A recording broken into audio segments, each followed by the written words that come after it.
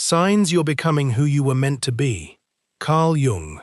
Carl Jung observed that the psyche is always further along than the ego knows, that something in you is already becoming, while the daylight mind is still asking permission. There is a line from Nietzsche that Jung returned to across decades of seminars on Zarathustra. He wrote, "You shall become the person you are." That is from The Joyful Wisdom, paragraph 270. And notice what it does not say. It does not say, invent the person you wish to be. It does not say, build a better version of yourself from spare parts. It says, become the one you already are, which means the person is already there, waiting under the surface, like a shape under wet cloth. And Jung would stop you right there and say, do you see it? The becoming is not an act of construction. It is an act of uncovering. And that changes everything about how you read your own life. So here is what I want you to try with me. Just for a moment, I stop asking whether I feel ready. I stop measuring my worth by how finished I seem.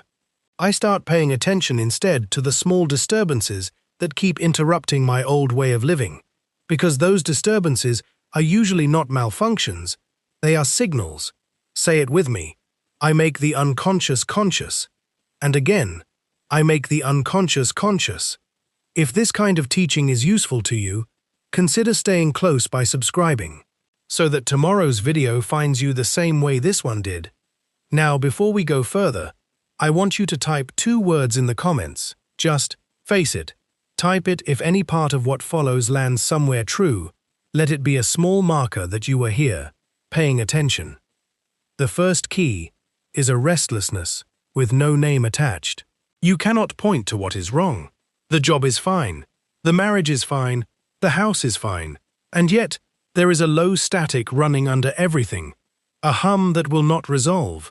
And the strange part is that you have probably tried every reasonable remedy.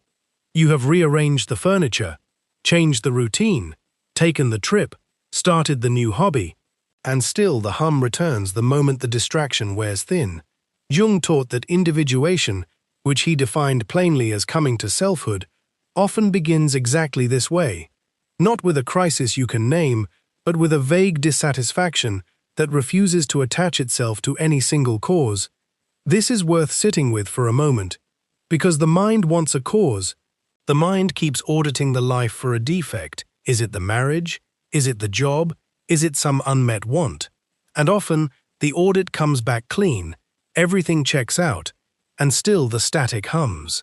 Imagine a woman who has done everything asked of her, the career, the family, the good reputation, and who finds herself standing in her kitchen at 10 at night, the dishes done, the house quiet. Unable to say why she feels like a stranger in her own achievement, she is not ungrateful, she has simply reached the edge of a life built entirely from the outside in. This is not depression in the clinical sense, and Jung was careful never to treat it as pathology first. It is the psyche registering that the outer shape of the life has stopped matching an inner shape trying to emerge. The ego built a house, room by careful room, but the self has quietly outgrown the rooms. Notice too how this restlessness tends to arrive in the smallest hours, on the drive home, in the pause before sleep, in the middle of an ordinary Tuesday when nothing has gone wrong, and nothing feels right either. It does not announce itself with drama. It seeps in sideways, disguised as boredom, disguised as irritability, disguised as a longing you cannot locate a single object for. This is one of the clearest signs. Not misery, but a strange low-grade friction that will not go away no matter how much external success is added to the pile. More vacations do not quiet it. Another promotion does not quiet it, because it was never asking for more of the same. If you have felt this and told no one because it sounds ungrateful, because on paper your life looks finished and fine, you are not the only one.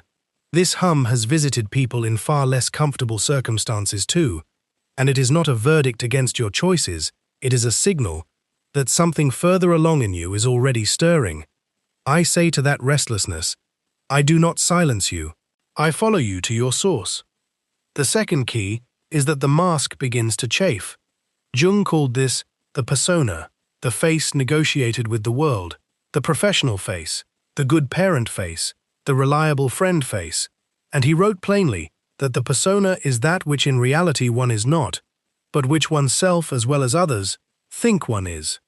The persona is not a lie exactly, it is a necessary compromise, a kind of social skin that lets you walk into a meeting, or a classroom, or a family gathering, without exposing every raw and unfinished part of yourself to people who have not earned that exposure. Jung never asked anyone to tear the mask off entirely. He understood that a society without personas would be unlivable. But he did notice something else, that the same mask which once felt like protection can slowly turn into a kind of quiet imprisonment. And here is the sign worth noticing. When individuation is underway, the mask that once fit like skin starts to feel like a costume borrowed from someone else's closet. You catch yourself performing competence you no longer fully believe in. You notice the small gap between the composed voice on the phone call and the tired, unclear feeling sitting underneath it. Think of an ordinary Tuesday. You wake, you put on the version of yourself the day requires, the capable one, the unbothered one, the one who has it handled. You answer emails in that voice. You nod through the meeting in that voice. You comfort a friend on the phone in that voice. And by evening, you sit in your car in the driveway for an extra few minutes before going inside. Not because anything went wrong, but because some part of you is simply tired of holding a shape that no longer matches what is moving underneath it.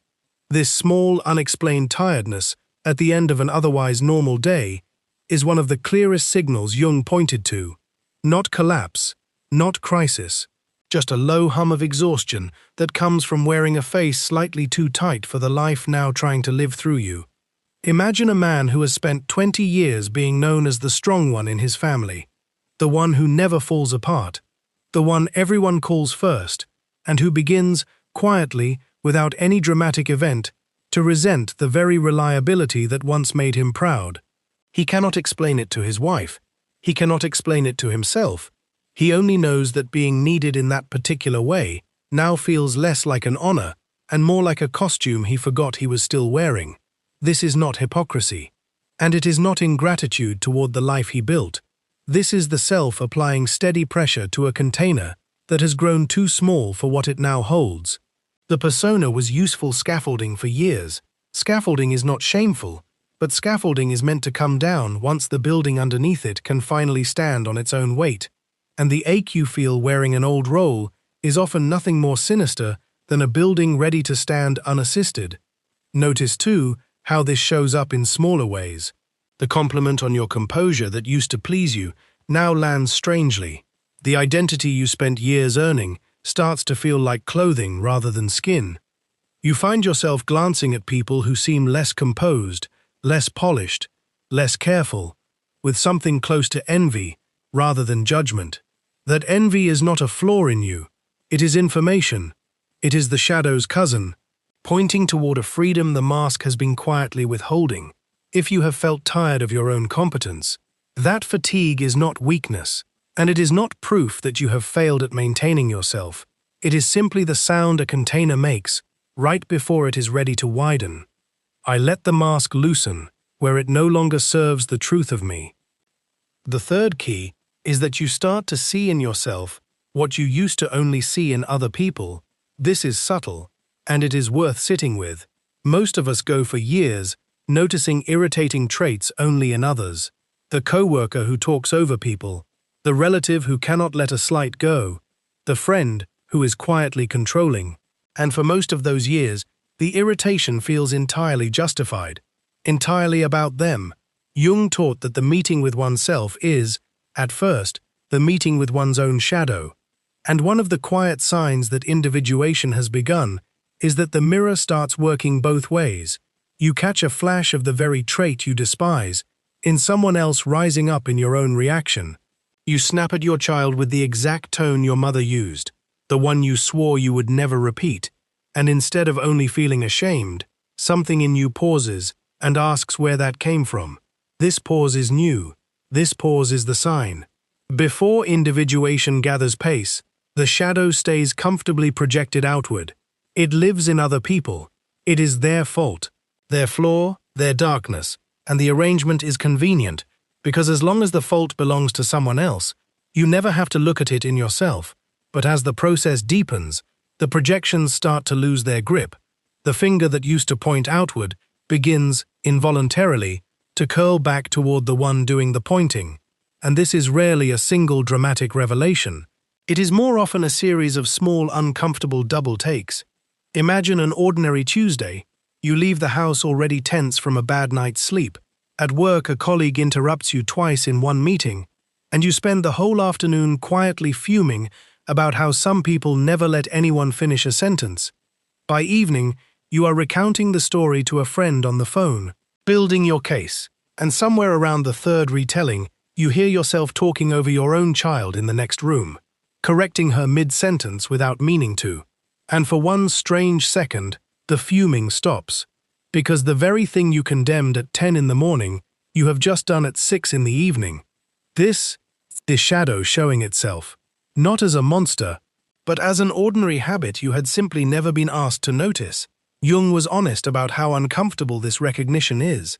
He wrote that everyone carries a shadow, and that the less it is embodied in the individual's conscious life, the blacker and denser it is. Notice what that means. The shadow does not grow because you are especially bad. It grows because it has never been looked at.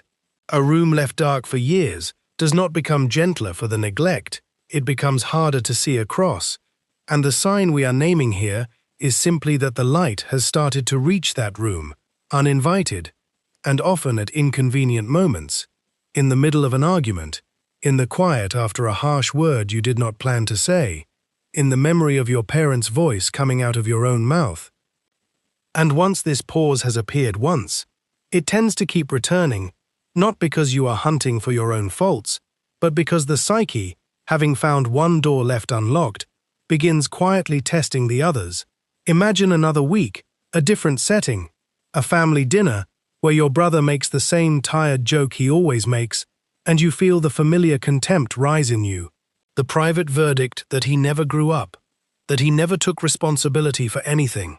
And driving home that night, half listening to the radio, you remember, without wanting to, the promise you made to yourself in January that you would finally deal with the unopened bills sitting on your own counter, and have not.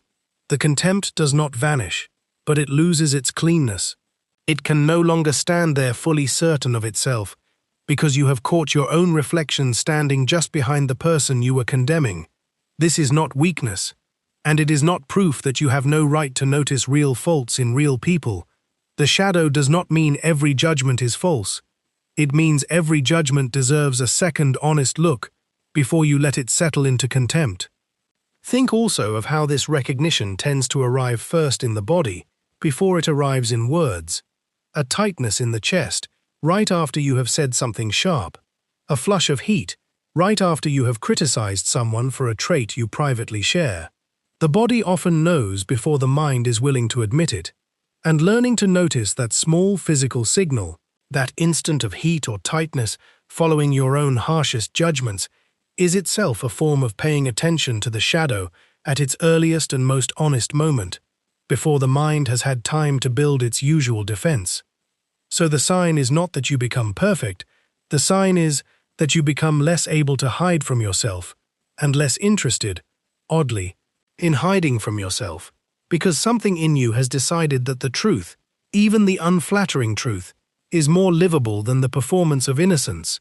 You may find yourself, for the first time, asking a question you would once have found absurd. What if the thing that irritates me most in him is something I have never let myself see in me? That question, uncomfortable as it is not an attack on your character. It is the beginning of a more honest relationship with your whole self, shadow included, and it is one of the surest signs that the becoming Jung described is already underway in you. I stop reserving my compassion only for what I like about myself. The fourth key is that the dreams change their weather.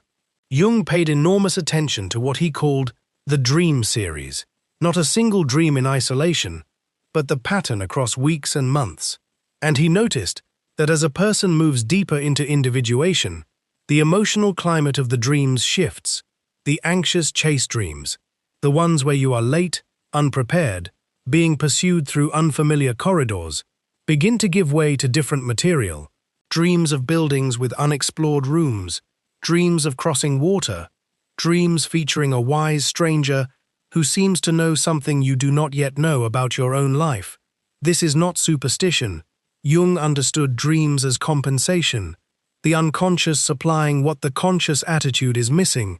So when the conscious life has been for years overly narrow, overly controlled, overly identified with a single role, the dreams often respond with images of expansion.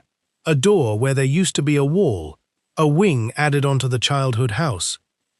Think for a moment about how ordinary this can look from the inside. Imagine a man who spends every working day managing other people's emergencies, answering messages before he is fully awake, falling asleep still composing tomorrow's list in his head. For years, his dreams match the daytime exactly, running late to a meeting that keeps rearranging itself, losing his shoes in a hallway that never ends, waking up already tired from a night that gave him no rest at all, and then, without any outward change in his job or his marriage or his health, the dreams begin to loosen. One week, he dreams simply of a slow river. Nothing happens in it. He is only standing on the bank watching it move. Another week, he dreams of an old teacher long dead, who says nothing alarming, who simply nods at him as if confirming something. He wakes from these dreams not exhausted, but strangely rested, as though some part of him had been given permission to stop performing even in his sleep. This is the shift worth naming, not the content of any single image, but the tone underneath all of them. The difference between a night that argues with you and a night that simply keeps you company. Jung would say, you do not need a symbol dictionary to notice this. You do not need to decode the river, or the teacher, or the unopened door. What matters is the weather itself. Has the tone of your inner life moved from siege to something closer to companionship, from being chased to being accompanied, from narrow corridors to open rooms you have not yet had the courage to enter while awake? The dreams are rarely predicting anything. They are reporting on where you already stand. So if your own nights have grown quieter, or stranger in a way that feels spacious rather than frightening, this may be less coincidence and more the psyche keeping a private record of a shift the daylight mind has not yet caught up to. I let my dreams tell me what my waking mind will not yet admit. The fifth key is the pull between two people you could become, and this is where the whole mechanism of individuation becomes plain. So let me walk through it in pieces, slowly, because this one deserves more than a passing glance. First, consider that individuation is not a straight road toward one clean destination. It is closer to a tension between opposites that refuses to resolve neatly. Jung wrote that the greatest and most important problems of life can never be solved, but only outgrown. And this is exactly the shape of the sign we are naming here. You feel torn, not between right and wrong, but between two legitimate versions of your own future, the safe path and the honest path, the identity that has served you and the identity trying to be born. This tearing feeling is not a malfunction to be fixed quickly. It is the raw material of the process itself. And here is the part most people miss. The tension itself is doing work, even while it feels unbearable, even while nothing on the surface has changed yet. Something underneath is being forged in the friction between the two pulls. The way pressure and time turn carbon into something harder and clearer. You are not stuck because the tension has not broken. You are being formed by it. Second, consider Jung's own life. At 38, at the height of his professional reputation, respected, published, secure, he went through what he later called a confrontation with the unconscious. He described feeling disoriented, cut loose from the structures that had defined him, unsure for a long stretch whether the ground under his own certainty still held. He wrote in his memoirs of standing at what felt like the edge of something with no name, and here is what matters most. He did not resolve this by choosing more certainty. He did not grab the nearest solid answer just to end the discomfort. He resolved it by sitting with the disorientation long enough that something new could take shape underneath it, patiently, without forcing an outcome. He later called this period, difficult as it was, the source of everything of value that came after in his work. This is worth remembering when your own pull between two selves feels unbearable. The discomfort is not proof you are lost. It may be proof you are exactly at the hinge point, the place Jung himself once stood, unsure, and did not run from. Third, consider an ordinary version of this. Imagine a man in his mid-40s, a respected businessman, steady income, stable position. And imagine one particular Tuesday, he wakes at 6, reviews numbers before the household is awake. By 8, he is on a call defending a decision he privately no longer believes in. By noon, he is signing off on a project that will make the company more money and cost him another 6 months of evenings he will not get back. At 3 in the afternoon, alone for 4 minutes in a stairwell, he feels an ache toward something quieter, teaching or working with his hands, or simply having more unclaimed hours in a day. He does not name it to anyone. By 6 he is home, present enough to ask his children about their day. But somewhere behind his eyes the ache is still sitting there, unresolved, waiting. He does not act rashly. He does not burn down his life in a week, but he notices that the two images, the successful provider and the quieter unnamed self, sit uneasily together now, in a way they never used to. A year ago, he barely felt it. Now it is there most Tuesdays. Jung would say this ache is the unlived life applying pressure, not as an enemy, but as an unfinished half of the whole, demanding its portion of attention. The businessman is not broken, he is being asked a question by his own depth, and the question does not go away simply because the calendar stays full. Fourth, consider the false shortcut most people take here. When the pull between two selves becomes uncomfortable, the ego often tries to end it quickly, by picking one side and violently rejecting the other, by declaring, dramatically, that the old self was entirely false and the new self is entirely true, quitting everything overnight, or by clinging harder to the old identity and declaring the ache itself foolish, a phase, something to be disciplined away. Jung warned against this kind of one-sidedness, because a psyche pushed too hard in one direction tends, eventually, to swing hard toward its opposite. Neither extreme actually resolves the tension. They only postpone it, sometimes for years. The point is not to destroy the old self in favor of the new, and it is not to bury the new self to protect the old. The point is to hold both long enough that something third can emerge, something that was not fully visible from either side alone. Jung called this holding of opposites the birthplace of a new attitude, one that honors what came before without freezing you inside it, and one that welcomes what is arriving without discarding everything that built you to this point. Fifth, consider what holding actually looks like in practice, because it is easy to say, hold the tension, and quite another thing to know what that means on an ordinary evening. Holding does not mean doing nothing, and it does not mean pretending the tension has been settled. It means giving both voices a fair hearing, without letting either one shout the other down.